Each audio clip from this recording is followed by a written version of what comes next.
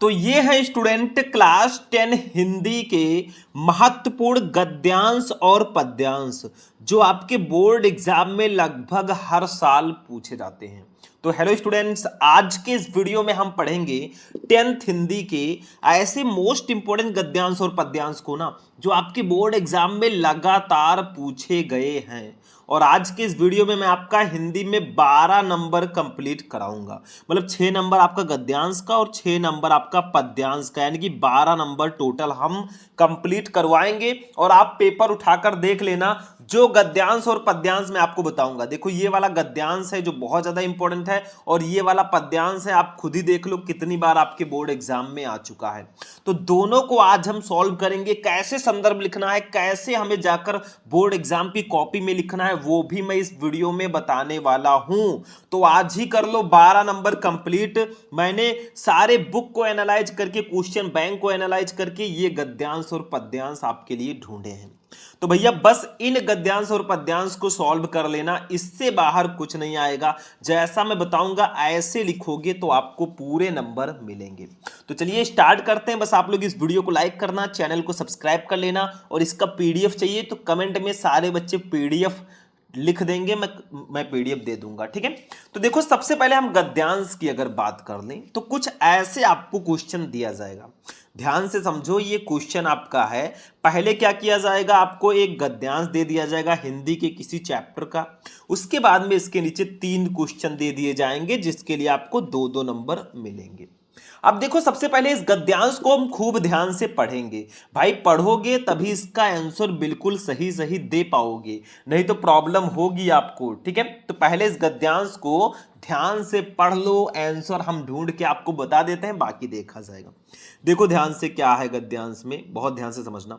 यह कोई बात नहीं है कि एक ही स्वभाव और रुचि के लोगों में ही मित्रता हो सकती है। समाज में विभिन्नता देखकर लोग एक दूसरे की ओर आकर्षित होते हैं। जो गुण हम में नहीं है, हम चाहते हैं कि कोई ऐसा मित्र मिले जिसमें वे गुण हों। चिंताशील मनुष्य प्रफुल्लित चित्त का साथ ढूंढता है, निर्बल बलि का और धीर उत्साही का। तो मतलब अब क्या है, ध्यान से समझो। सबसे पहले ये पहचानो कि ये किस पाठ का है और इसके लेखक कौन है, क्योंकि जो फर्स्ट वाला क्वेश्चन रहेगा ना, उपयुक्त गद्यांश का संदर्भ लिखिए, वो आपका, उसमें आपको पाठ का नाम, लेखक का नाम ही लिखना होता है। तो देखो, इसमें मित्रता आ गया आपके, इसमें देखो मित्रता आ गया, मित्र आ गया, यानी कि ये हमारे मित्रता चैप्टर का गद्यांश है। और आप पहले से ही याद रखना, मित्रता के जो लेखक हैं वो आचार्य रामचंद्र शुक्ल जी हैं। बस हमारा 2 नंबर ये कंप्लीट हो गया, देखने से ही 2 नंबर कंप्लीट हो गया। इसी में मैं ट्रिक भी आपको बता रहा हूं कैसे आपको जाकर पहचानना है, ठीक है। अब देखो, बा वाला क्वेश्चन है, रेखांकित अंश की व्याख्या कीजिए। मतलब जिसके नीचे ये रेखाएं हैं ना, यहां से लेकर यहां तक, इसकी व्याख्या अपने शब्दों में करनी है। देखो, यहां पे 2 लाइन में है, 1 लाइन में है, हम इसको 4, 5, 6 लाइन में लिखेंगे, ठीक है। थोड़ा बढ़ा चढ़ा के नंबर मिल जाएगा, ठीक है। ऐसा नहीं है कि एकदम बुक वाला रट लो वही जाकर लिख दो। अगर याद है बुक वाला तो जाकर लिख दो, कोई दिक्कत नहीं है। लेकिन नहीं याद है तो आप खुद से भी लिख सकते हो, आप खुद एक राइटर हो मेरे हिसाब से। सा वाला, व्यक्ति एक दूसरे की ओर क्या देखकर आकर्षित होता है। तो भैया यहां पे सब कुछ दिया गया है। ये देखो, समाज में विभिन्नता देखकर लोग एक दूसरे की ओर आकर्षित होते हैं, बस इतना ही लिख दो, फिर भी आपको नंबर मिल जाएगा, ठीक है। नंबर पूरा मिल जाएगा, लेकिन थोड़ा बहुत और बढ़ा दोगे तो ठीक रहेगा। जो गुण हम में नहीं है, हम चाहते हैं कि कोई ऐसा मित्र मिले जिसमें वे गुण हो, ठीक है। तो यही आप थोड़ा बढ़ा चढ़ा के लिख देना, नंबर मिल जाएगा। या इतना ही लिख दोगे, समाज में विभिन्नता देखकर लोग एक दूसरे की ओर आकर्षित होते हैं, फिर भी आपको नंबर मिल जाएगा। तो बहुत इजी होता है, सिर्फ आपको गद्यांश को पढ़ना है। अगर आप पहचान गए कि ये किस पाठ का है, इसके लेखक कौन है ना, तो भाई बल्ले बल्ले, फिर आपको टेंशन नहीं लेना है, ठीक है। अब देखो, इसको लिखना कैसे है वो मैं आपको बता देता हूं। देखो, जब भी आप इसको सॉल्व करना, पहले प्रश्नोत्तर संख्या डाल देना, फिर ऐसे लिख देना। देखो, ये है कोई बात, यानी कि इसका फर्स्ट वर्ड हो गया और डॉट डॉट डॉट डॉट करके लास्ट वर्ड है उत्साही का, ठीक है। इसको लिख देना। अब फर्स्ट आ वाला क्वेश्चन था, उपयुक्त गद्यांश का संदर्भ लिखिए। तो हम लोग ऐसे संदर्भ एक प्यारा सा हेडिंग डालेंगे आ में, और जैसा मैंने black and blue pen use करके लिखा है ना, ऐसे ही आपको भी लिखना है। देखो, प्रस्तुत गद्यांश आचार्य रामचंद्र शुक्ल द्वारा लिखित एवं हमारी पाठ्यपुस्तक हिंदी के गद्य खंड में संकलित मित्रता नामक निबंध से अवतरित है। अगर ऐसे संदर्भ लिखकर आओगे भैया, एग्जामिनर ऐसे 2 में 2 पूरे नंबर दे देगा। बिल्कुल टेंशन फ्री रहना। आपको पाठ का नाम, लेखक का नाम इसमें होना चाहिए। आप अच्छे से लिख देना, नंबर मिल जाएगा। सेम ऐसे लिख कर आओगे, पूरा नंबर मिलेगा। आधा नहीं, आधा का आधा भी नंबर नहीं कटेगा। बा वाला रेखांकित अंश की व्याख्या कीजिए। आपको इसकी व्याख्या करनी है। समाज में विभिन्नता देखकर लोग एक दूसरे की ओर आकर्षित होते हैं। तो देखो, इसको थोड़ा बढ़ा चढ़ा के हम लिखेंगे। बा वाला हेडिंग डालेंगे रेखांकित अंश की व्याख्या, और इसको थोड़ा बड़ा लिखेंगे। देखो ध्यान से, शुक्ल जी कहते हैं कि दो व्यक्तियों में मित्रता होने के लिए यह आवश्यक नहीं है कि उनके स्वभाव एक जैसे हों और उनकी रुचियां समान हों, वरन भिन्न स्वभाव के लोगों में भी मित्रता हो सकती है। समाज में व्याप्त विभिन्नता को देखकर निर्धन धनी की ओर, निर्बल शक्तिशाली की ओर तथा विनीत नम्र व गंभीर व्यक्ति उत्साही व्यक्ति की ओर आकर्षित होते हैं, जिससे कि उन्हें विपरीत समय में उचित प्रेरणा मिल सके। मतलब क्या होता है, समाज में व्याप्त विभिन्नता को देखकर जो निर्धन लोग होते हैं, जो गरीब लोग होते हैं ना, वो धनी की ओर आकर्षित होते हैं। निर्बल जो होते हैं, जिनके अंदर बल कम होता है, वो शक्तिशाली की ओर, और विनीत जो होते हैं वो नम्र व गंभीर व्यक्ति की ओर, उत्साही व्यक्ति गंभीर जो है वो गंभीर व्यक्ति उत्साही व्यक्ति की ओर आकर्षित होते हैं, जिससे कि उन्हें विपरीत समय में उचित प्रेरणा मिल सके। बस भाई 2 नंबर आपका यहां पे भी कंप्लीट हो जाएगा। ठीक है। अब सा वाला क्वेश्चन देखो, व्यक्ति एक दूसरे की ओर क्या देखकर आकर्षित होते हैं, तो यही लिख दो। समाज में विभिन्नता देखकर लोग एक दूसरे की ओर आकर्षित होते हैं, लेकिन हम थोड़ा बढ़ा चढ़ा के अगर लिखें तो ऐसे भी लिख सकते हैं। देखो, विभिन्नता को देखकर व्यक्ति एक दूसरे की ओर आकर्षित होते हैं। आशय यह है कि व्यक्ति में जो गुण नहीं होते उन्हें जब वो दूसरे व्यक्ति में देखता है तो उसकी ओर आकर्षित होता है। जैसे चंद्रगुप्त अपने विद्वान मंत्री चाणक्य की ओर तथा अकबर मनोरंजन के लिए बीरबल की ओर आकर्षित होते थे। एक एग्जाम्पल ऐसे दे दो भाई, थोड़ा अच्छे से लिखना, 2 नंबर मिल जाएगा। देखो, ऐसे ऐसे गद्यांश हैं हमारी 10th हिंदी में ना, जो एकदम फिक्स होते हैं, 100% फिक्स होते हैं। सिर्फ आपको ढूंढ कर लिखना होता है। तो आखिर क्यों ना आप लिखें, आखिर क्यों? तो ये तीनों का आंसर हमने दे दिया। अब आपका जो कॉपी चेक करने वाला होगा ना, वो ऐसे कहेगा, बेटा ये ले, 6 में 6 ले, इस पे तेरा ही हक है। ठीक है, हो गया। अब चलो एक पद्यांश हम देख लेते हैं भैया। इस गद्यांश वाले सेशन को हम हटाते हैं, और ये एक पद्यांश है हमारे किस चैप्टर का? ये सूरदास जी का जो पद शीर्षक है, ये उससे लिया गया है, पद चैप्टर से। ठीक है, आप नाम से ही पढ़ेंगे, पता चल जाएगा। देखो क्या कहा जा रहा है, बहुत इंपॉर्टेंट है ये वाला पद्यांश। आप देख लो कितनी बार आया है, 4 बार। अब देखो, जो चीजें मैं आपको बता रहा हूं सारे के सारे बहुत इंपॉर्टेंट हैं। ऐसा मत सोचिए, कुछ बच्चे सोचते हैं अरे यार छोड़ो बाद में पढ़ लेंगे, बाद पे मत टालिए भाई। कुछ बच्चे सोचते हैं यार पढ़ाई लिखाई छोड़ो, किस्मत में होगा तो पास हो जाएंगे। भाई किस्मत भी उसी का साथ देती है जो मेहनत करता है। अगर आप मेहनत नहीं करेंगे और सोचेंगे यार अरे किस्मत में होगा पास हो जाएंगे, किस्मत आपका साथ नहीं देगी। ये ध्यान रखना, किस्मत और मेहनत एक दूसरे के कॉम्प्लीमेंट है। मेहनत करोगे तभी किस्मत भी साथ देगी। ठीक है, देखो क्या है, इसका हिंदी मीनिंग थोड़ा सा समझना होगा, तभी हम आंसर दे पाएंगे। 3 क्वेश्चन इसके भी नीचे रहेंगे, 2-2 नंबर के, वही सेम प्रोसेस। तो देखो, चरण कमल वंदो हरिराई, जाकी कृपा पंगु गिरलंघे, अंधे को सब कुछ दर्शाई, बहिरो सुनो गूंग पुण्य बोले, रंक चले सिर छत्र धराई, सूरदास स्वामी करुणामय बार बार बंदोती ही पाई।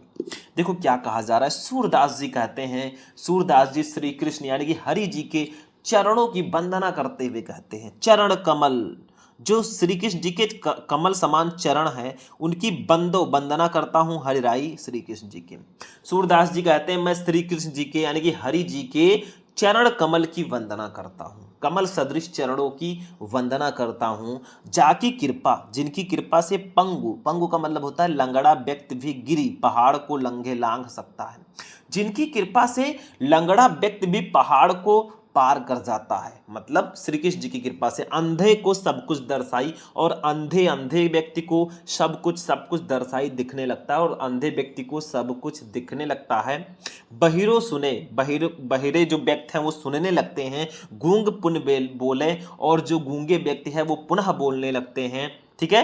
रंक चले, और जो रंक रंक का मतलब गरीब व्यक्ति हैं, चले वो चलने लगते हैं, सिर छत्र सिर पर छत्र को धराई धारण करके, और गरीब व्यक्ति जो है ना वो सिर पर छत्र को धारण करके चलने लगते हैं, एक राजा की भांति वो व्यवहार करने, राजा की भांति हो जाते हैं।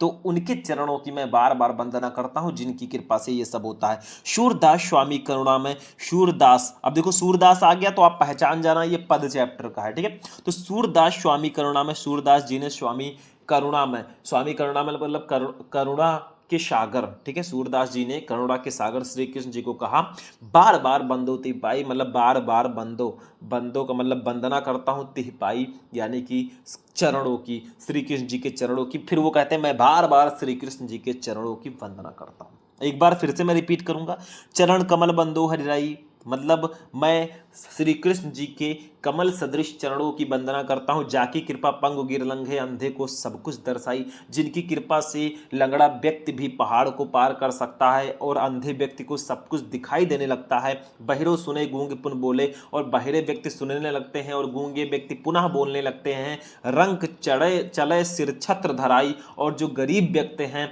वो सिर पर छत्र धारण करके करते हैं, ठीक है। सूरदास स्वामी करुणा में, और करुणा से परिपूर्ण स्वामी सूरदास जी करुणा से परिपूर्ण श्री कृष्ण जी को कहते हैं बार बार बंदो तिह पाई, कि मैं श्री कृष्ण जी के चरणों की बार बार वंदना करता हूँ, ठीक है, अभिनंदन करता हूँ। तो आपके इसमें 3 क्वेश्चन होंगे। देखो आ है, प्रस्तुत पद्यांश का संदर्भ लिखिए। भैया संदर्भ में पाठ का नाम, कवि का नाम लिखना होता है, ठीक है, ये लिख देना।